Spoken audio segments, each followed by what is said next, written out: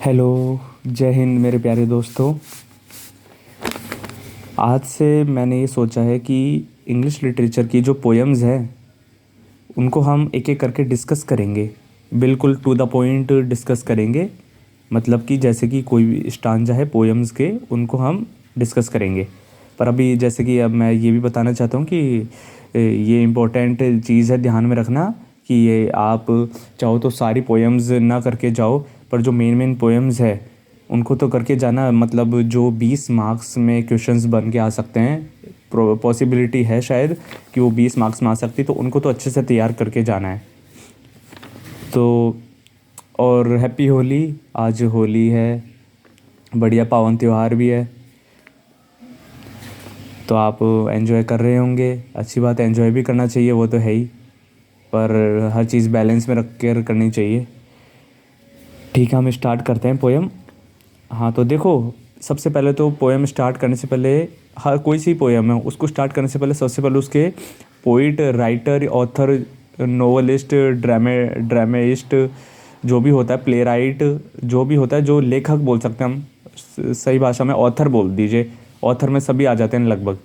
हाँ तो जो होता है तो उसके बारे में हमें देखना पड़ता है कि वो, कि उसका बैकग्राउंड क्या है, उसका पीछे का पास्ट क्या है, मतलब कहाँ पैदा हुआ है उसकी, तो उस हिसाब से उसकी आइडियोलॉजी बनेगी, कौन सी सोसाइटी में रहा है, किन किन चीज़ों से वो इन्फ्लुएंस हुआ है, तो वही चीज़ें उसकी पोएम में झलकती है।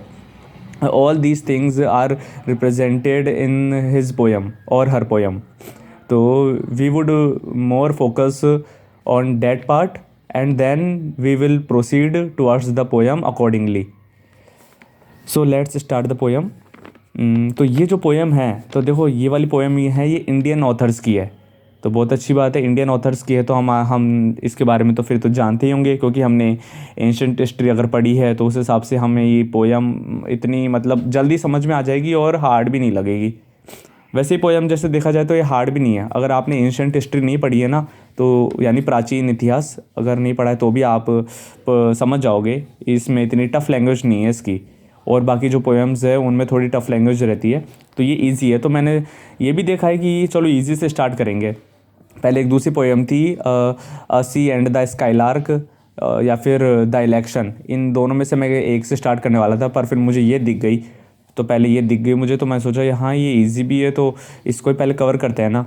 और मैंने इसका भी एक्सप्लेनेशन भी लिखा है, डिटेल्ड एक्सप्लेनेशन। मैं आपको वो फ़ोटोज़ भेज दूंगा, उसको एक बार आप ज़रूर पढ़ना। अगर आप एक बार पढ़ भी लोगे ना तो भी काम चल जाएगा, फिर आप अपने अकॉर्डिंग अपने शब्दों में लिख के आ जाना, खूब सही मार्क्स, मतलब अच्छे मार्क्स आ जाएंगे। और एक लास्ट में जाते जाते चलो मैं अभी बता देता हूँ, हाँ, क्योंकि पहले बताना ज़रूरी है। अगर आपको अच्छे मार्क्स चाहिए लिटरेचर में, तो देखो आपको है ना लाइन टू लाइन को अच्छे से पढ़ना पड़ेगा। है ना, मैं ऐसे नहीं कह रहा कि वर्ड टू वर्ड भी अच्छे से ध्यान रखो, वो पहले ध्यान रखना पड़ता है स्टार्टिंग में। अब तो एंड टाइम है, पेपर भी 3 अप्रैल को ही है, तो आप लाइन टू लाइन देख लेना एक बार, मेन मेन लाइन कौन कौन सी है, उसी अकॉर्डिंग समझ जाना कि इस स्टांजा में क्या बोला है, अगले स्टांजा में बेसिकली किस पर बात की है, क्या बताना चाह रहा है पोइट, या क्या मैसेज देना चाह रहा है। तो ये अगर आपको अच्छे मार्क्स लाए तो आपको लिटरेरी टर्म्स क्या है, मतलब एलिट्रेशन, एजोनेंस, मेटाफर, सिमिली, ये सब चीज़ों का ध्यान रखना पड़ेगा। ये जो इस तरह की चीज़ें होती है ना, मतलब कि जैसे मैंने यहाँ बोल दिया विट टू फिट, अब यहाँ पे विट फिट सेम दिख रहा है वर्ड, तो ये यहाँ पे ये एजोनेंस को शो करता है शायद। हाँ, एजोनेंस ही होगा मेरे हिसाब से, जिसको हम बोलते हैं ना अलंकार होते हैं ना, ये आप जानती होंगी इनके बारे में, आपने 10th क्लास में तो पढ़ा ही होगा। तो इनको इनके बारे में बताता है कि मतलब एक होता है अनुप्रास अलंकार, हिंदी में बोलते हैं, यमक अलंकार, श्लेष अलंकार, जब कोई दो वर्ड्स आपस में साथ में चिपके हुए रहते हैं। मैं बोला कनक कनक, ऐसे एक वो है, श्लोक है शायद, या वर्स है, VERSE वर्स, कनक कनकते सौ गुना मादकता आदि हाय, या खाए बोराए वा खाए बोराए, इस तरह से है। तो कनक कनक साथ में जुड़ा हुआ है ना, तो श्लेष है। श्लेष का मतलब होता है चिपके रहना, चिपके हुए हैं कोई दो वर्ड्स, पर एवरी वर्ड हैज़ और gives different meaning, because first Kanak word shows धतूरा, जो बोलते हैं शिव जी का चढ़ाते हैं, जो पौधा होता है उसको शो करा है। The second word Kanak shows gold, सोना। तो इस तरह से हमें ध्यान रखना पड़ता है। तो और ये भी ध्यान रखना है, पोएम को समझना है तो आपको लिटरल मीनिंग नहीं निकालना उस वर्ड का। जैसे मैं बोलूँ कोई भी वर्ड है तो उसका आप लिटरल मतलब मत निकालना। जैसे क्राई बोल दिया तो इसका मतलब ये नहीं कि रोना। लिटरेचर में इसका मतलब चिल्लाना भी हो सकता है, उदास भी हो सकता है, इस तरह से हो सकता है। तो फिगरेटिव बोलते हैं, फिगरेटिव मीनिंग हमें उसी अनुसार समझना है। तो स्टार्ट करते हैं, ठीक है। हो गई जो भी मेन बातें बतानी थी, कोई भी चीज़ को स्टार्ट करने, पोएम्स या और भी जो पैसेज आएंगे, जो भी कुछ भी स्टार्ट करना उससे पहले ये समझना पड़ेगा। तो ये जो पोएम है ना, ये 3 ऑथर्स ने लिखी है, कालिदास, भवभूति और ये है भर्तृहरि। ये भवभूति ने यहाँ तक लिखा है, यहाँ तक लिखा है, ठीक है। उसके बाद भर्तृहरि जी ने ये वाला पार्ट लिखा है, हाँ लगभग ये लिखा है। और एक और है 6, यानी 1 2 3 4 5 6 7, 1 2 3 4, ये पूरा 4 है, sorry 4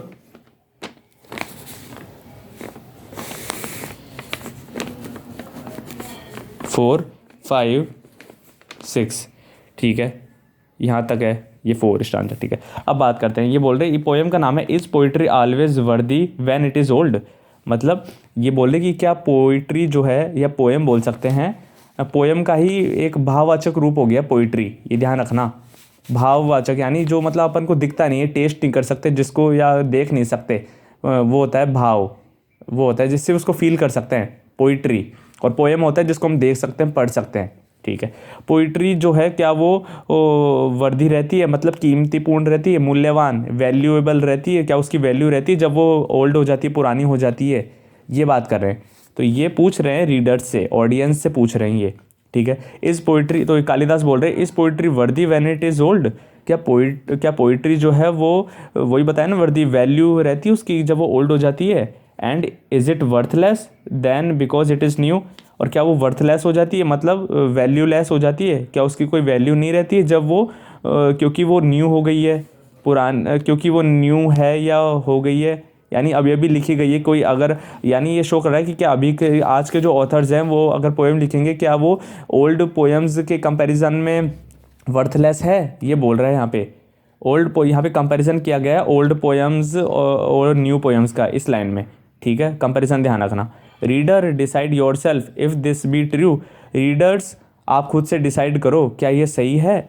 fools suspend judgement waiting to be told, waiting to be told. Fools जो होंगे ना, मूर्ख लोग जो होते हैं ना, बेवकूफ़, इग्नोरेंट पीपल्स, वो क्या करते हैं, वो जजमेंट को सस्पेंड कर देते हैं, वो अपना निर्णय को छोड़ देते हैं, अपने निर्णय को पोस्टपोन कर देते हैं। सस्पेंड का मतलब समझ सकते हो, वो वेटिंग टू बी टोल्ड, वो किसी और के क्रिटिक्स जो होते हैं, जो कोई और इवेल्युएटर्स हैं, उन पर छोड़ देते हैं कि उनका पहले जजमेंट सुनेंगे, उनकी बातें सुनेंगे, तब जाके वो फिर उनके डिसीजन को कॉपी पेस्ट करेंगे और अपने अनुसार मॉडिफाई करके फिर अपना डिसीजन देंगे, ये बोल रहे हैं। तो फूल्स जो क्या है, आप रीडर्स को एक तरह से हम यहाँ पे फूल्स रीडर्स भी हो सकते हैं उनमें, और लर्नेड क्रिटिक्स बोले हैं यहाँ पे, लर्नेड क्रिटिक्स भी हो सकते हैं। क्रिटिक यानी जो आलोचना करते हैं, पर यहाँ पे ये जो क्रिटिक है ना, ये नेगेटिव लिया गया है यहाँ पे इन्होंने। क्रिटिक 2 तरह के होते हैं, पॉजिटिव होते हैं जो मतलब कमियां निकाल के उनमें इंप्रूवमेंट से बता रहे हैं, अच्छाई भी बता रहे हैं, दोनों चीज़ें बताते हैं, उन्हें हम बोलते हैं कंस्ट्रक्टिव क्रिटिक्स, यानी जो अच्छे मतलब पॉजिटिव, इनको कंस्ट्रक्टिव क्रिटिसिज्म करना चाहिए हमें। हम कंक्लूजन में ये भी डाल सकते हैं कि criticism should be based on constructive manner, these are called constructive critics, या इस तरह से। फिर आगे अब ये यहाँ पे भवभूति बोलते हैं, ये तो कालिदास ने पहले 2 में पूछा, क्वेश्चन पूछा है, दूसरे 2 में रीडर्स को कहा है, ठीक है। ये रीडर्स से पूछ भी रहे हो और रीडर्स को बोल भी रहे हैं। भवभूति बोलते हैं इफ़ लर्नेड क्रिटिक्स पब्लिकली डिराइड। अगर लर्नेड क्रिटिक्स जो हैं, वही कि नेगेटिव क्रिटिक्स जो होते हैं, अगर वो पब्लिकली यानी पब्लिक में, पूरे सभी में, पब्लिकली मतलब वही कि वो लिख कर अपने बुक जो भी अपनी बातें हैं वो पब्लिकली बोल रहे हैं, यानी सभी ऑथर्स, सभी पोइट्स के सामने क्रिटिसाइज़ करते हैं। डिराइड यानी क्रिटिसाइज़ करते हैं। माई वर्ड्स, मेरे जो वर्ड्स हैं, मतलब मेरी जो पोएम्स हैं, पोएम्स बोलेंगे यहाँ पे इसको। वेल अच्छा है, लेट देम, अच्छा है कि उन्हें जाने दो या फिर उन्हें करने दो, यानी वो जो कर रहे हैं ना, लेट देम, यानी ऐसे बोलते हैं ना अपन, लेट गो, जाने दो, लेट देम, उन्हें कंटिन्यू करने दो, ये बोल रहे हैं। Not for them I wrote यानी वर्कड आउट, WROUGST, मैंने उनके नॉट फॉर देम, दैम यानी वही लर्नेड क्रिटिक्स, मैंने उनके लिए वर्क नहीं किया, मैंने उनके लिए ये पोएम कंपोज नहीं की। One day a man shall live to share my thought, एक दिन एक मैन होगा, एक मैन ऐसा व्यक्ति पैदा होगा, कोई तो पैदा होगा। अ मैन का मतलब नहीं एक से नहीं बोल रहे हैं यहाँ पे, अ मैन का मतलब आप यही बोल सकते हो कोई तो होगा पैदा, या काफ़ी कुछ लोग होंगे जो मेरे थॉट्स में जो विचारों को शेयर करेंगे। शेयर करने का मतलब है मेरे विचारों की एप्रिसिएशन करेंगे, बड़ाई करेंगे। फिर आगे बोल रहे हैं, ये क्या लिखा हुआ है, for time is endless and the world is wide, क्योंकि टाइम एंडलेस है, हम जानते हैं टाइम कभी ख़त्म नहीं होता, तो कोई ना कोई तो होगा, ऐसा थोड़ी कि टाइम ख़त्म हो जाएगा तो कोई पैदा ही नहीं होगा। And the world is wide, और ये वर्ल्ड बहुत बड़ा है, बहुत ही पॉपुलेशन है। हमारे इंडिया में ही देखो वर्ल्ड्स नंबर 1 पॉपुलस कंट्री है, वर्ल्ड्स पॉपुलस कंट्री है, नंबर 1 पोजीशन पे आता है। चाइना अभी रिसेंटली हमने 2023 में चाइना को सरपास कर दिया, पहले चाइना था। तो इस तरह से तो ये बात हो रही है, यहाँ पे बहुभूति कह रहे हैं ऐसा। Of what use is the poets poem. अब देखो अगली बात भर्तृहरि क्या बोल रहे हैं, ये थोड़ा सा ऐसा लगता है कि भर्तृहरि जो है वो बहुभूति की बात को काउंटर कर रहे हैं, यानी अपोज कर रहे हैं, थोड़ा सा ऐसा लगता है। ये तो बोल रहे हैं कि जाने दो, पर ये नहीं बोल रहे कि नहीं नहीं भाई क्यों जाने दो, ये ऐसे बोल रहे हैं नहीं जाने मत दो। बहुभूति तो जाने देने के लिए कह रहे हैं, लेट देम, पर ये बोल रहे डोंट लेट देम। अभी देखना, of what use is the poets poem, poet की जो पोएम है उसका क्या यूज़ है, उसका क्या काम है पोइट की पोएम का। Of what use is the Bowman's dart, dart यानी तीर, बोमैन यानी तीर चलाने वाला, तीरंदाज। तो ये बोला कि अब देखो यहाँ पे एग्जांपल समझाया है इन्होंने एक एग्जांपल दिया है तीरंदाज, वो तीरंदाजी का एग्जांपल दिया है। आर्करी, आर्करी बोल सकते हैं, शायद वही होता है मेरे हिसाब से, अगर मैं गलत हूँ तो आप बता देना, मुझे करेक्ट कर देना। Unless another senses reel, unless another senses reel, जब तक कि वो दूसरों के सेंसेस का मतलब यहाँ पे इंद्रियां नहीं है, जो आप बोलोगे 5 सेंसेस है हमारे, जो आइज़, नोज़, ईयर, टंग, ये जो हमारे 5 सेंसेस होते हैं, मतलब मैंने तो 4 ही बताया, एक मुझे अभी याद नहीं आ रहा। तो सेंसेस वो नहीं है, यहाँ पे माइंड को बोला है सेंसेस। रील यानी रील मतलब घुमा दे, हम रील्स भी देखते हैं ना, उसको हम क्या करते हैं, घुमाते ही तो रहते हैं, यूँ घुमाते रहते हैं, तो रील यानी घुमाना। तो इस तरह से आप समझ सकते हो। इससे क्या है, ऐसे एग्जांपल मैं जो देता हूँ ना, इससे आप अच्छे से समझ पाओगे। और जब आप अब मान लीजिए जब ये वाला इस बार 3 अप्रैल को ये वाला स्टांजा आ जाएगा, तो आप रील से अपने आप समझ जाओगे, हाँ मैंने ये वीडियो में ये बताया था रील, तो आप अपने आप समझ जाओगे इसके बारे में। तो बोला है कि उस पोइट की पोएम का क्या काम है, उस बोमैन के डार्ट का क्या काम है ना। यहाँ तक छोड़ दिया, चलो यहीं तक ये क्वेश्चन छोड़ दिया। फिर ये दोनों कनेक्टेड है, इंटरलिंक्ड है ये दोनों। उस बोमैन के तीर का क्या काम है जब उसने दूसरे की बुद्धि को ही नहीं घुमाया। अब यहाँ पे सॉरी, ये दोनों इंटरलिंक्ड है, ये वाले फर्स्ट और थर्ड लाइन जो है वो इंटरलिंक्ड है, यानी रिलेटेड है। ये मैंने उल्टा बोल दिया। जब वो जो पोइट है वो अपनी पोएम के माध्यम से जो क्रिटिक्स को बोला है, यहाँ पे अनदर का मतलब क्रिटिक्स है, नेगेटिव वाले, पॉजिटिव वाले नहीं, पॉजिटिव वाले तो कंस्ट्रक्टिव होते हैं, ये लर्नेड है ना, यानी ये लर्नेड मतलब दूसरों से इन्होंने मतलब सीखा है, या दूसरों से ही ये कॉपी करते हैं, मतलब खुद के इंडिपेंडेंट डिसीजंस नहीं लेते ये। तो जब वो क्रिटिक्स की बुद्धि को ही नहीं घुमा सकते, व्हेन इट स्टिक्स, अब यहाँ पे जो है 2 और 4 रिलेटेड है। व्हेन इट मतलब वही तीर, when it sticks quivering in the heart, जब वो स्टिक नहीं कर जाता, कि वो सामने वाले की हार्ट में स्टिक करके घुस नहीं जाता, जब तक उसके तीर क्या काम का है, ये बोला यहाँ पे रिलेवेंस बताया इन्होंने, कि पोइट की पोएम का इन्होंने एक मैसेज भी दिया कि क्या ऑब्जेक्टिव होना चाहिए और क्या तीर का ऑब्जेक्टिव होना चाहिए, ये बताया इन्होंने भर्तृहरि जी ने। ठीक है, ओके। अब बात करते हैं आगे। इन्होंने बोला कि scoundrels without the wit to fit, scoundrels. अब यहाँ पे देखो, मेरे को ये वाला इसका मतलब मुझे मिला भी नहीं, मैंने जो पोएम पढ़ी थी उसमें मुझे इसका मतलब भी नहीं बताया था, मैंने एक या दो देखी थी शायद, उसमें मैं ये पता नहीं, तो इसको आप छोड़ दो अभी के लिए। इसको हम अगर बाद में कोई वीडियो में डिटेल एक्सप्लेनेशन बनाऊंगा अगर मान लो आगे, तो इसमें फिर उसमें तब डिस्कस कर लेंगे। तो वर्ड स्काउंड्रेल्स का मतलब है कि वो लोग जो कि मतलब डिसऑनेस्ट है, ईमानदार नहीं है, बेईमान लोग हैं scoundrels. Without the wit to fit, यानी without the wit to fit को आप ये समझ सकते हो कि वो है ना बिना किसी प्रूफ, विट मतलब विटनेस यानी प्रूफ के, बिना किसी प्रूफ के वो फिट करते हैं, वो फिट करने की कोशिश करते हैं कि एक पोएम के वर्ड या लाइन को दूसरे पोएम की वर्ड या लाइन से फिट करने की कोशिश करते हैं। हाँ, इस तरह समझ सकते हो आप, थोड़ा कॉमन सेंस लगा के। अ वर्ड और टू ऑफ वर्ड्स टुगेदर, एक वर्ड, वो अभी मैंने बोली दिया, टू ऑफ वर्ड्स यानी एक वर्ड्स का मतलब यहाँ स्टांजा है, ठीक है, स्टांजा समझ सकते हो। एक स्टांजा की दो लाइनों को या एक वर्ड को दूसरे साथ साथ जोड़ देना, या दोनों को किसी और पोएम के साथ जोड़ना, या फिर एक वर्ड को जोड़ना, इस तरह से। Are daunted not a whit to sit, are not a whit to sit यानी वो डिस्करेज है, वो लायक नहीं है, डिज़र्व नहीं करते वो बैठने के लिए। यानी वो वहाँ पे जो हम क्रिटिसिज्म करते हैं ना, साथ में ग्रुप में बैठकर कहीं पे भी, मतलब असेंबली होती है, मान लीजिए कोई भी कन्वेंशन हो गया, कोई भी मीटिंग बिठाई गई है, तो उसमें वो बैठने के लायक डिज़र्व नहीं करते हैं। In judgement on the abstruse poetry of another, अपना जजमेंट देना इन ऑन द वो दूसरे की एब्स्ट्रूस पोइट्री, एब्स्ट्रूस मतलब जो बहुत ही हार्ड पोइट्री है, उस पर जजमेंट देने के लिए वो लायक नहीं है, ये बोला है यहाँ पे, ठीक है। और यहाँ पे ये भी शो करता है कि वो डिफ़िकल्ट टू अंडरस्टैंड, कोई पोइट्री अगर डिफ़िकल्ट लग रही है तो वो ये एक तरह से ये भी है कि वो फिर क्या है, आगे बताएंगे स्टांजा में, आगे वाले में। अब यहीं से समझ जाइए कि एब्स्ट्रूस पोइट्री जो है वो डिफ़िकल्ट है, तो वो है ना नेगलेक्ट करते हैं। वो ये बोलते हैं कि एक तरह से कहावत में के रूप में मैं समझाता हूँ कि वो कहते हैं कि लोमड़ी के हाथ अंगूर नहीं लगे तो फिर वो अंगूर को खट्टे ही बताती है ना, तो उसी तरह से उनको जब पोएम समझ में नहीं आती है ना, तो वो कुछ और ही बहाने बनाने लगते हैं। अब आगे देखना, सच मैन, ऐसे लोग, will listen with attentive mind, ऐसे लोग ही, ये बर्थडे कह रहे हो यहाँ से स्टार्ट कर दिया, ठीक है, थर्ड स्टांजा से।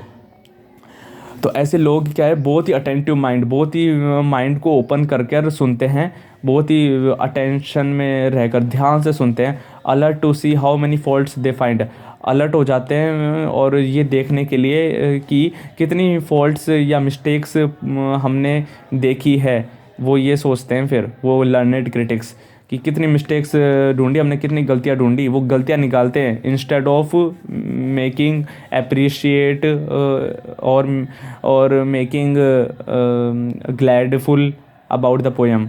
मतलब उन्हें खुशी नहीं होती और कुछ ऐसे नहीं करते। And if they are vexed because they fail to grasp the sense, और इफ़ दे आर वैक्स्ड यानी इरिटेटेड, अगर वो और जब अगर वह परेशान हो जाते हैं, क्यों परेशान हो गए, क्योंकि वो उस ग्रास्प यानी अंडरस्टैंड करना, यानी उसका मतलब समझना, उस सेंस यानी अर्थ, मीनिंग को। अब यहाँ सेंस का मतलब, यहाँ सेंसेज और यहाँ सेंस दोनों अलग अलग है। हम बोलते हैं ना कि इसका सेंस ही नहीं, नॉन सेंस बात है, नॉन यानी मीनिंगलेस बात है, ये कोई अर्थ ही नहीं है इस बात का, ये है इसका मतलब, क्योंकि वो समझ ही नहीं पाए उसका मतलब क्या है।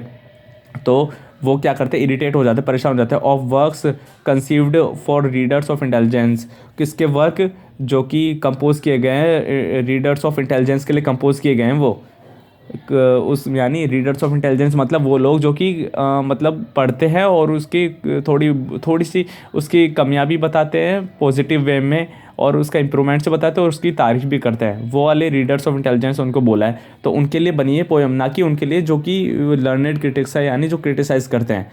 दे naturally do not blame their foolishness, वो नेचुरली मतलब वो उनके नेचर में ही है, ऐसा उनके स्वभाव में ही है कि वो अपनी फुलिशनेस, मूर्खता को वो ब्लेम नहीं करते हैं, यानी अपनी मूर्खता यानी रीज़न, जो रूट कॉज है, मेन जड़ का कारण जो है, वो उस पर ध्यान नहीं देते, उसको नहीं पकड़ते हैं। अभी यहाँ पे जो नेक्स्ट लाइन है, इससे भर्तृहरि जी ये बता रहे हैं कि एक एग्जांपल देके गर्ल का कि वो उससे समझाते हैं, अपनी बात को जस्टिफाई करते हैं, जस्टिफिकेशन देते हैं।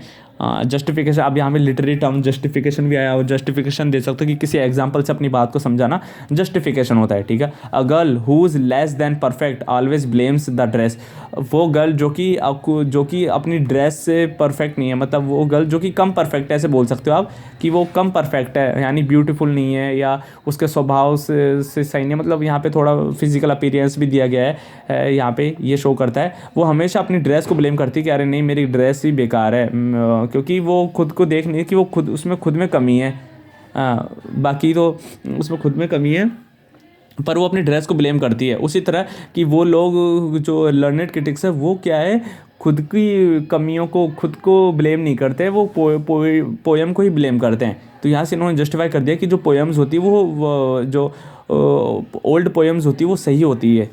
अब अगली line, a man lives long who lives 100 years yet half is sleep and half the rest again. ठीक है, अब वो मैन, वो आदमी या वो इंसान, इंसान बोलो यहाँ पे, आदमी नहीं, वो इंसान जो कि बहुत ही लंबी लाइफ जीता है, मतलब सैकड़ों लाइफ जीता है, हंड्रेड्स ऑफ ईयर्स जीता है। तो पर ये सिर्फ थ्योरी में ही सही है हमें, यानी it is only in valid in theory not in practical sense. How we will understand in the next lines कि कैसे ये, इसलिए क्योंकि वो बोलते कि हाँ आधा जो है, मतलब जितना उसने जिया उसका आधा टाइम तो उसके सोने में ही निकल गया और आधा जो है वो रेस्ट करने में चला गया। कि रेस्ट का मतलब यहाँ पे बहुत तरीक़ों से बताया इन्होंने, रेस्ट को क्या क्या चीज़ों से बताया। ओल्ड एज में रेस्ट ही तो करते हैं, कोई महान काम नहीं करते, कोई ऐसा काम नहीं करते जो कि जिससे आपकी लीगेसी बन जाए, यानी आपका महत्व बन जाए, आने वाली पीढ़ी में भी आपको जाना जाए, उस तरह का काम नहीं करते। चाइल्डहुड भी खेलने में, कूदने में, रेस्ट करने में, इनमें निकल जाता है। ठीक है, फॉर द रेस्ट, और कौन सा रेस्ट बताया, और कौन सा रेस्ट करने के लिए, a man lives close companion to disease and tears. अब आप जाती हो वही डिजीज़ ओल्ड एज में, टीयर्स यानी रोना जो है चाइल्डहुड में, इसका वो क्लोज कंपेनियन हो जाता है, यानी काफ़ी लगाव हो जाता है। इसका मतलब यहाँ बोल सकते हैं कि हम बोला है क्लोज कंपेनियन से मतलब है कि काफ़ी इसी से ही अटैच रहता है, इन चीज़ों से अटैच रहता है, नेचुरली है ये। लूजिंग इज़ लव और रेस्ट, और कौन सा रेस्ट बोला है कि अपने मतलब प्यार को ठुकरा देता है, या अपनी जो उसका जो लव है उसको लूज़ कर देता है, उसका मतलब उसका टूट जाता है, मतलब अफेक्ट हो जाता है काफ़ी ही और उसमें फिर उसको सॉरो, गिल्ट, सफरिंग्स होती है, काफ़ी पीड़ा होती है, मतलब वो दुखी रहता है काफ़ी आधे ज़्यादा टाइम, तो उसमें समय निकल जाता है। वर्किंग फॉर अदर मैन, और कुछ वो दूसरों के घर काम करता है, मतलब कमाता है ना। यहाँ दूसरों के घर काम करने का मतलब ये नहीं कि सर्वेंट, नौकर, वेटर का काम करना, ये नहीं है, मतलब मतलब अपनी जॉब करता है, दूसरों की तो करता है जॉब, मतलब खुद का बिजनेस भी होता है, तो वो भी एक तरह से बहुत कम लोगों का ही होता है, तो दूसरों के जॉब करता है, तो उसमें टाइम निकल जाता है। Where can joy find a space in this short span. Short span का मतलब वही है यहाँ 100, वो शॉर्ट स्पैन का मतलब 100 ईयर्स नहीं है। शॉर्ट स्पैन का मतलब है कि अब जो तो थोड़ा सा भी समय बचा है, तो उसमें इसने आनंद पाया है, कहाँ इसने जॉय, यानी आनंद का मतलब वो वाला नहीं है कि सेंसरी प्लेजर्स, फिजिकल या मटेरियल अटैचमेंट या मटेरियल लाइफ को नहीं बोला है यहाँ कि एन्जॉय करना, खाना पीना, ऐश करना, वो नहीं बोला यहाँ पे। यहाँ पे बोला कि उसने अपनी लाइफ का जो मोटो है, ऑब्जेक्टिव है, वाई, क्यों वो इस धरती पे आया, या क्यों वो मतलब जी रहा है, उसका इसने मीनिंग तो फाइंड ही नहीं किया, या उसने वो काम ही नहीं किया। तो कहाँ पा सकते हैं हम उस वर्क को। यहाँ पे जॉय का मतलब बहुत तरीके से है, तो जॉय को एक तरह से मेटाफर के रूप में भी यूज़ किया है। मेटाफर यानी कि जिसका लिटरल मीनिंग नहीं हो और अलग अलग तरीके का मीनिंग दे रहा हो, वो होता है मेटाफर। ठीक है, तो ये बात बोली है यहाँ पे। अब आगे बोलते हैं कि डोंट गो। अब यहाँ पे ये जो स्टांजा है ना, इसमें हस्बैंड और वाइफ का जिक्र किया गया है। वाइफ जो है वो अपने हस्बैंड से बोलती है कि आप जब भी आप बाहर जाते हो तो मैं आपको बोलती हूँ, मैं आपको क्या बोलूँ, आप बाहर जा रहे हो तो किस तरह से मैं आपको मतलब संकेत दूँ, मतलब अपना संकेत, मतलब किस तरह से हम बोलते हैं ना कि कोई जा रहा है बाहर, तो मैं कैसे पहचानी कि आप कब आओगे, आप कहाँ जा रहे हो, इस तरह से, तो मुझे क्या बोलना चाहिए, तो इसका वो जिक्र किया गया है। ठीक है, don't go, I could say but this is inauspicious. Wife कहती है हस्बैंड से कि मत जाओ, अगर मैं ऐसा कहती हूँ या कहूँगी, पर ये तो इनऑस्पिशियस है, अशुभ है, ये तो एक तरह से मतलब सही नहीं है, गुड साइन इंडिकेट नहीं करता ये। ऑल राइट गो, ठीक है, बोलते हैं कि ऑल राइट गो, हाँ ठीक है जाओ। All right is a loveless thing to say, यानी ये इसमें ये अफेक्शन यानी एक स्नेहपूर्ण शो नहीं करता यहाँ पे ये फ़िक्र का भाव शो नहीं कर रहा। ठीक है, स्टे विथ मी, मेरे साथ ही डटे रहो या रुके रहो। इज़ इम्पीरियस, डोमिनेटिंग शो करता है यहाँ पे कि आप अपना प्रभुत्व, आप अपना इम्पैक्ट दूसरे के ऊपर जता रहे हो, आप अपनी मर्जी कर रहे हो, इस तरह का शो करते हैं। डू एज यू विश, हाँ जैसा आपको इच्छा हो, जैसी आपकी इच्छा हो वैसा करो, जैसी तुम्हारी इच्छा। ये क्या सजेस्ट करता है, यानी क्या शो करता है, cold indifference.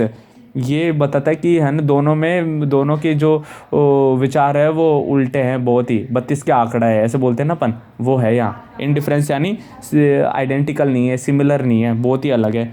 And if I से, अगर मैं कहती हूँ and if I say I will die when you are gone, you might or might not believe me. अगर मैं कहूँ कि मैं मर जाऊँगी अगर तुम जाओगे, अगर तुम जाओगे तो मैं मर जाऊँगी क्योंकि मैं तुम्हारे बिना नहीं रह पाऊँगी, ये शो कर रहा है। तो ये शायद तुम विश्वास इस पे करो या ना करो, क्योंकि बहुत बड़ी बात है ना, मरने के बाद आप बोल रहे हो, तो इससे तो कोई जल्दी से कैसे विश्वास करेगा। तो वही है, आप विश्वास कर भी सकते हो शायद और नहीं भी। Teach me my husband what I ought to say when you go away. मुझे सिखाओ मेरे हस्बैंड, मुझे क्या कहना चाहिए जब आप बाहर जाते हो या आप दूर जाते हो, मुझे क्या कहना चाहिए। ठीक है, ये इस पोएम के बारे में बताया गया है। मेनली सिंपल थी, आपने देख लिया थोड़ा सा। आप है ना, अब अगर आपके पास हिस्ट्री है तो आप अब कालिदास भवभूति भर्तृहरि के बारे में आपने पढ़ा ही होगा। अगर नहीं भी पढ़ा है तो मैं शॉर्ट में बता देता हूँ। मैंने मतलब लिख दिया है, मैंने एक्सप्लेनेशन लिख दिया, आप उसमें से पढ़ लेना। तो बेसिकली मैं बताता हूँ कि मैंने मतलब बस मैं सोर्स विकीपीडिया ही यूज़ किया है। अगर आप चाहो तो आप भी विकीपीडिया यूज़ कर सकते हो, पर देखो वो सफिशिएंट नहीं है, वो लास्ट टाइम के लिए सफिशिएंट है विकीपीडिया। जब आपके पास टाइम भी कम बचा है और आपको फटाफट से करना है तो आप इंट्रोडक्शन दे सकते हो और थोड़ा सा यूट्यूब लेक्चर।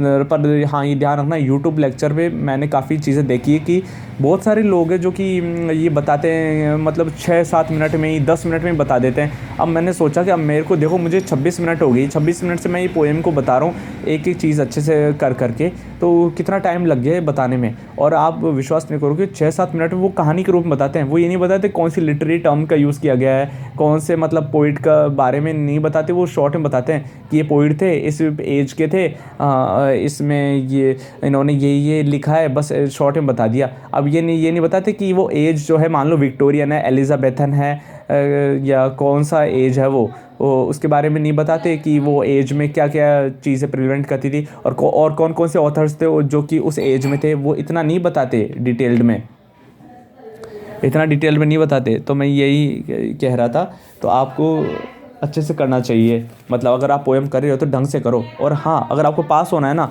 तो मैंने जो बता दिया ना, इस पोएम को मैंने एक्सप्लेनेशन दिया, इसको आप स्टोरी के रूप में लिख के आ जाओ।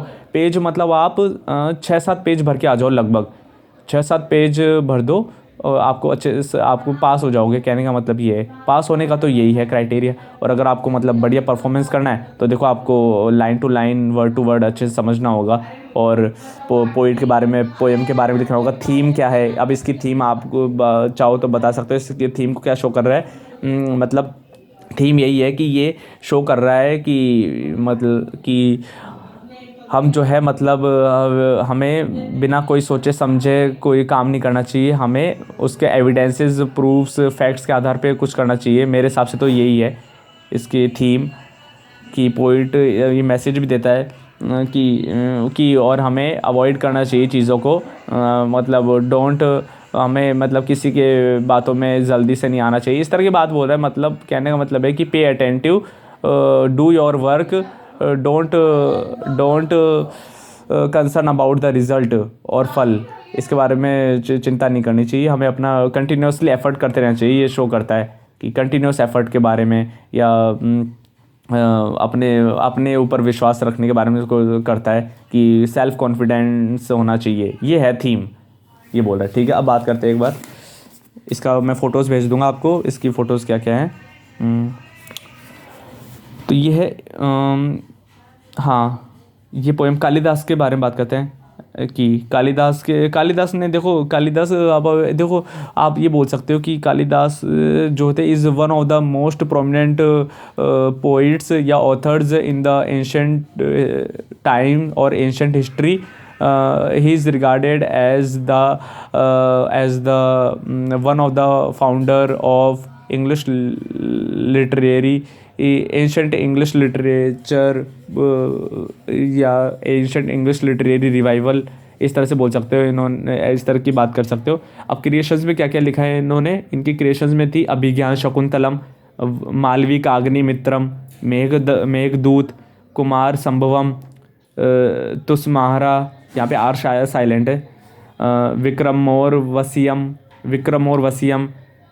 रघुवंश, ये इन्होंने लिखी है। इनके बारे में आप ज़रूर इनको तो रट ही लेना आप। इनके बारे में अगर आप डाल के आओगे तो वो काफ़ी इम्प्रेस होगा और वो अच्छे मार्क्स देगा। जो इवेल्युएटर है, एग्जामिनर है, अच्छे मार्क्स देंगे। इनके पोएम में ये क्या है, इनकी जो पोएम थी ना मोस्टली बेस्ड ऑन वेदास, ये वेदास पर बेस्ड थी, पुराणास पर बेस्ड थी, मतलब माइथोलॉजी पर भी कुछ कुछ समटाइम्स या some poems are based on the mythological activities या माइथोलॉजी पर बेस्ड थी। फिर आगे बोल सकते हैं कि इनको विलियम शेक्सपियर ऑफ इंडिया कहा जाता है। इंडिया का विलियम शेक्सपियर है ये, इनको ये बोला जाता है। और एक किसने कहा है ये मैंने यहाँ पे लिखा नहीं है, बाकी आप अपने खुद से सर्च करके बताना किसने लिखा है, ठीक है। अब बहुभूति की बात करते हैं। बहुभूति जो होते हैं, हाँ ये भी देखो संस्कृत में लिखी है। और हाँ मैं ये चीज़ और बताई, तो मैंने जो मेन चीज़ है वो तो मैंने बताई नहीं आपको। ये जो पोएम है ये ओरिजिनली संस्कृत में लिखी गई है। इसको इंग्लिश में ट्रांसलेट किया है जॉन ब्रो ने, BROUGH, जॉन ब्रो ने ट्रांसलेट किया है। इसके बारे में जरूर लिख के आना आप। मेन चीज़ तो यही थी, सॉरी मैंने आपको बाद में बताया है, ठीक है। तो ये इन्होंने लिखा है। तो अब आगे ये पूरी संस्कृत, ये भी संस्कृत के ही ऑथर थे, ये भी संस्कृत है, और भर्तृहरि जी भी संस्कृत के ही हैं। अब देखो बहुभूति के बारे में आप ज़्यादा मत बताना, क्योंकि इसके बारे में विकिपीडिया में भी ज़्यादा नहीं था, बस मैंने थोड़ा एक्सपेंड किया है मैंने खुद से, मतलब खुद से खींचा है मैंने। जितना आप खींचोगे उतना ही आपको फ़ायदा मिलेगा कि संस्कृत, क्योंकि उसमें जो है वो कॉपी में पेजेस के क्वालिटी भी तो देखी जाती है, साथ ही साथ क्वांटिटी भी देखी जाती है, दोनों चीज़ देखी जाती है। तो इसलिए क्वांटिटी का भी ध्यान रखना। तो ये था, ये संस्कृत प्ले राइटर थे, यानी नाटक लिखते थे, ये पोइट थे, और इन्होंने बहुत सारे नाटक वगैरह लिखे हैं। मतलब ये वही मैंने रिपीट कर दिया, देखो चाहे तो एक लाइन में बता सकते, पर मैंने 1.5 लाइन एक्स्ट्रा कर दी, क्योंकि वो करना पड़ता है इसलिए। इसमें ये जो थे ये विदर्भ रीजन में पैदा होते। विदर्भ जो है महाराष्ट्र में है प्रेजेंट में। पदमपुरा ध्यान मत रखना, विदर्भ रख लेना इन प्रेजेंट डे, जो कि महाराष्ट्र के गोंडिया डिस्ट्रिक्ट में है, ठीक है। अब मैंने यहाँ पे ये भी लिख दिया कि ये MP और महाराष्ट्र के बॉर्डर पे स्थित है। अगर आपको इतना ध्यान नहीं रहे तो महाराष्ट्र करके आ जाना, कोई दिक्कत नहीं है, कोई प्रॉब्लम नहीं होगी। It is believed that he was the court poet of king Yashovarman. ये माना जाता है कि मैंने ये देखो अब ये लिखा है कि ये यशोवर्मन एक राजा थे कन्नौज के, उनका कोर्ट पोइट थे, दरबारी कवि थे। ये भी आप डाल सकते हो, हिस्ट्री का ही पार्ट है ये, कोई दिक्कत नहीं है, आप डाल सकते हो। He wrote several creations in which most important, अब देखो इन्होंने बहुत सारी क्रिएशंस लिखी है, तो इसमें से मेन कौन सी थी, महावीर चरित। महावीर चरित में जो है कि लॉर्ड राम के बचपन के बारे में बताया गया है, उनकी अर्ली लाइफ यानी चाइल्डहुड के बारे में जिक्र किया गया है। मालती माधव में जो मालती और माधव ये दो कोई पर्सन थे, मालती फीमेल थी, माधव मेल थे, तो इन दोनों के रोमांस का जिक्र किया गया है इसमें, उनकी लव स्टोरी के बारे में। उत्तर रामचरित, अब नाम से बता, उत्तर यानी लेटर, तो उत्तर रामचरित में जो है राम की जो आगे की ज़िंदगी है, लेटर लाइफ के बारे में जिक्र किया है। मतलब हम बोल सकते हैं वनवास के बाद का जिक्र किया गया है। वनवास के बाद जब वो सिंहासन पे विराजित हो गए थे, he ascended on the throne, then उसके बाद के पीरियड के बारे में बताया गया है। तो ये सब चीज़ें जो है बताई गई है, वही मैंने लिखी, हाँ वही बात है यहाँ पे, ठीक है। फिर आगे बात कर सकते हो कि ये, हाँ वही मैंने रिपीट किया, देखो he is also considered as one of the most play writer of ancient India, his plays are considered the equal works of the Kalidasa. वही, हाँ ये कॉमन बातें हैं, इनको आप डाल सकते हो, ये कॉमन चीज़ें हैं, ये इनको तो ज़रूर डालो। हाँ ये वो पेज, थोड़ा सा पेज भी भरने के लिए इनको पोइट ऑफ करुण रास बोला जाता है। अगर ये ध्यान रह जाए तो लिख देना, क्योंकि इस उनके उत्तर रामचरित जो कंपोजिशन हो उसके लिए इनको पोइट ऑफ करुण रास बोला जाता है, ये डाल सकते हो। उनका रियल नाम जो था वो श्रीकंठ नीलकंठ था, श्रीकंठ नीलकंठ बहुभूति का ये था इसके बारे में, क्योंकि वो सन थे नीलकंठ के और जतुकर्णी, नीलकंठ और जतुकर्णी के वो बेटे थे, ठीक है। आगे बोला है कि ये उन्होंने अपनी जो शिक्षा है वो पद्मपुरा से ली है। परमहंस उनके गुरु का नाम था, परमहंस। ये मेन जो चीज़ें हैं जो वो आप डाल सकते हो वो, और फिर आगे खुद से एक्सपेंड कर सकते हो। पर ध्यान रखना इनको अंडरलाइन ज़रूर करना है आपको, क्योंकि एग्जामिनर पूरी कॉपी कभी चेक नहीं करता, तो वो फटाफट से कॉपी देखता, अपना आइडिया लगाता है कि हाँ इसको कितना आता है, इसने किस तरह से लिखा है। तो अगर आप अंडरलाइन कर दोगे ना तो वो उसके नज़र जाएगी उन वर्ड्स पर, अंडरलाइन वर्ड्स पर, तो वो समझ जाएगा हाँ इसको वेल सफिशिएंट नॉलेज है, तो वो उसी अकॉर्डिंग समझ जाएगा, वो अपना मतलब समझ जाएगा, इमेज बना लेगा कि हाँ इसको अच्छी नॉलेज है, तो उसी अनुसार वो मार्क्स दे देगा। तो अंडरलाइन करना मत भूलना एग्ज़ाम में, तो उसने कुछ इसमें उन्होंने हिस्टोरिकल प्लेस लिखी, अगर ये याद हो जाए तो लिख देना कि कल्पी लिखा है, यमुना नदी के किनारे बैठकर लिखी थी उन्होंने। कल्हण लिखी है जो कि एक मतलब कल्हण जो है 12th century historian placed Bhavabhuti. हाँ, कल्हण जो है वो राज तरंगिनी ने लिखी है। वो मतलब कल्हण शायद मेरे हिसाब से, मैं कंफ्यूज हो रहा हूँ इसमें, कल्हण और राज तरंगिनी। तो इसमें कल्हण तो शायद राइटर का नाम है मेरे हिसाब से, राज तरंगिनी है पोयम। हाँ, तो ये जम्मू कश्मीर के आसपास लिखी गई थी। हाँ, यहाँ लिख दिया, देखो ये रहा, सेकंड लाइन में आ भी गया। मैंने पढ़ा नहीं था सेकंड लाइन को, दूसरी लाइन को नहीं पढ़ा था। ठीक है। होरेस हेमैन, होरेस हेमैन विल्सन, ये एक कोई इंग्लिश वो थे, ऑथर ही थे ये भी। तो इन्होंने जो है संस्कृत की कुछ कंपोजिशंस को, क्रिएशंस को इंग्लिश में ट्रांसलेट किया है। कौन कौन सी है? मालवी काग्निमित्रम, उत्तरामचरित, मृच्छकटिकम, विक्रमोर्वशीयम, मालती माधव, रत्नावली। ठीक है। रत्नावली के बारे में आप देख लेना, थोड़ा सा आइडिया लगा लेना। इसके बारे में भी अगर आप आइडिया लगा लोगे थोड़ा सा, इसके बारे में, इसके बारे में, इसके बारे में, इसके बारे में, इसके बारे में, इनके बारे में, ये सर्किल मत करना फेयर कॉपी में जब एग्जाम लिखोगे, वो तो मैंने थोड़ा हाईलाइट करने के लिए बताया। तो इनके बारे में आप थोड़ा सा आइडिया भी लगा दो ना और लिख के आ जाओगे ना, तो भी बहुत अच्छा लगेगा वो, उनको उसको लगेगा हाँ काफ़ी नॉलेजेस है। और अपन कोई अलग से तो अपन कुछ उल्टी सीधी बात तो लिख नहीं रहे, डिमांड ओरिएंटेड आंसर ही लिख रहे हैं। तो ये है। अब भर्तृहरि जी के बारे में भी बात करते हैं कि ये हिंदू लिंग्विस्टिक फ़िलोसोफर थे, यानी ये फ़िलोसोफर थे, ये पोइट भी थे, फ़िलोसोफर। तो ये कौन से थे? लिंग्विस्टिक थे। लैंग्वेज के आधार पर ये बताते थे कि इनका मतलब था लिंग्विस्टिक फ़िलोसोफर वो होते हैं कि जो कि मानते कि जो रियलिटी है और सोर्स ऑफ रियलिटी है वो लैंग्वेज ही है, भाषा ही है। भाषा से ही हम रियलिटी को जान सकते हैं, क्या है ये वर्ल्ड में चीज़ें जो है वो क्या है। और मेटाफिजिकल क्वेश्चंस का आंसर भी उसी से मिल सकता है। मेटाफिजिकल का आंसर वह है कि जो साइंस से भी परे है, साइंस की भी बस की बात नहीं है, बियॉन्ड साइंस है वो। ठीक है। और ये आगे वही बातें हैं कि वो जो अगर आपको याद रह जाए तो लिख देना इतना कि भर्तृहरि जी के बारे में भी कि ये वाक्य पद्य के राइटर थे। वाक्य पद्य का मतलब है वर्ड्स इन अ सेंटेंस, एक सेंटेंस में वर्ड्स जो है वो बोला है यहाँ पे। ठीक है। अब पोइम के बारे में हमने बात कर ली है, वो पूरा एक्सप्लेनेशन है, ये रहा, ये पूरा, ये मैंने अपने शब्दों में लिखा है, बाकी आप अपने शब्दों में भी लिख सकते हो। ठीक है। अगर आपको पोएम अच्छी लगे तो ज़रूर बताना। पोएम के मतलब कोई भी जहाँ पे मुझे इम्प्रूवमेंट करना हो तो please suggest me, I will definitely work on that part. Okay. अगली पोएम के लिए आप अपना नाम मतलब अगली पोएम के लिए नाम बता दीजिए, उसी अनुसार मैं फिर उस पर भी मैं बनाऊँगा पोएम। ओके।